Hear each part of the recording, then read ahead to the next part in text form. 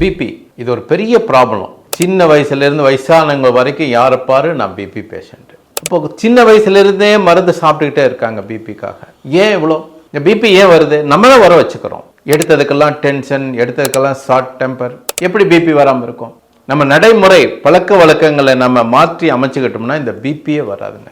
அந்த காலத்தில் பாருங்க 90 வயசு வரைக்கும் இருப்பாங்க. பிபிங்கிற ஒரு பேச்சே என்னுடைய ஆயுசில் நான் கேள்விப்பட்டதில்லை அந்த காலத்தில். இப்போ சின்ன வயசு 30 வயசு பார்த்தா பிபி. அப்போ என்னன்னா நம்முடைய பழக்க வழக்கங்களுடைய மாற்றங்கள்னால தான் இந்த பிபிக்கு நம்ம ஆளாகிறோம். பொதுவாக இனிமையாக நம்ம பேசுகிறோம், இனிமையாக வாழறோம் அப்படின்னா நம்முடைய வாழ்க்கை இனிமையாக இருக்கும்.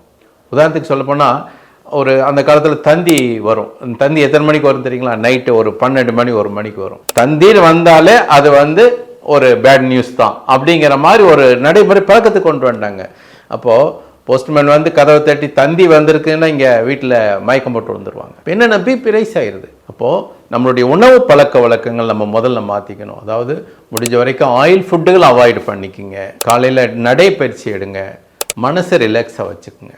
நாளைக்கு நடக்கக்கூடியதை பற்றி இன்றைக்கே நம்ம கவலைப்பட்டு விடிய சிந்தனை பண்ணி தூக்கத்தை கெடுத்து உடல் நலத்தை கெடுக்கும் போது பிபி தன்னால் வரத்தான் செய்யும். நடப்பதெல்லாம் நன்மைக்கே நீங்கள் கொண்டு போங்க.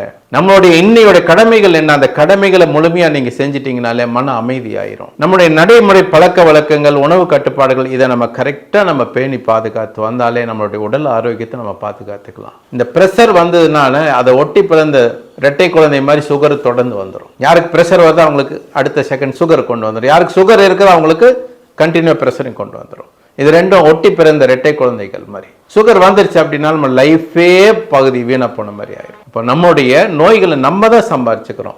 மனசை அமைதிப்படுத்தி ஆழ்ந்த ஒரு உறக்கம், நம்முடைய உணவு கட்டுப்பாடுகள், நல்ல பழக்க வழக்கங்கள், நடைப்பயிற்சிகள், தியானம் இதுகள்லாம் நம்ம கரெக்டாக நம்ம இருந்து நம்ம மனசுங்கிறது ஒரு ஒளிமயமாக இருக்கணுங்க. அது ஒரு குப்பை தொட்டி மாதிரி எல்லா கவலைகளையும் தூக்கி மனசுக்குள்ளே போட்டுட்டோம் அப்படின்னா அது ப்ரெஷர் ஏறத்தான் செய்யும்.